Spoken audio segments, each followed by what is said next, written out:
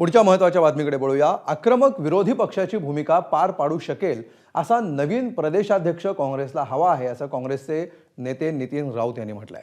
तसंच पक्ष मला संधी देईल तर मला नक्कीच प्रदेशाध्यक्ष बनायला आवडेल, अशी प्रतिक्रियाही त्यांनी एबीपी माझाशी बोलताना दिली आहे। काँग्रेस प्रदेशाध्यक्ष पदावरून नाना पटोले लवकरच पायउतार होणार आहेत। या पदातून मुक्त करावं अशी मागणी त्यांनी पक्षश्रेष्ठींकडे केली होती। तर नवीन प्रदेशाध्यक्षपदी कुणाची वर्णी लागणार याबाबत चर्चा सुरू आहे। अशातच आता नितीन राऊतांनी आपण या पदासाठी इच्छुक असल्याचं म्हटलंय।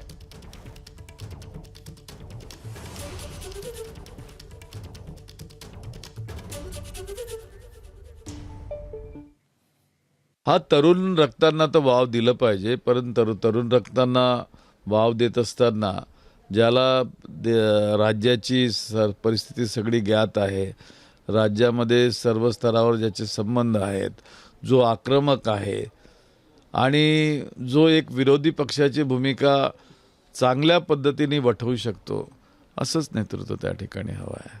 मी तर काँग्रेस पक्षाचा निष्ठावंत कार्यकर्ता आहे। कधी मी मागितलं नाही, पण पक्षाने जर विश्वास दर्शवला तर निश्चितपणे जी जबाबदारी ते देतील ती पार पडायला तयार आहे। एबीपी माझा, उघडा डोळे बघा नीट।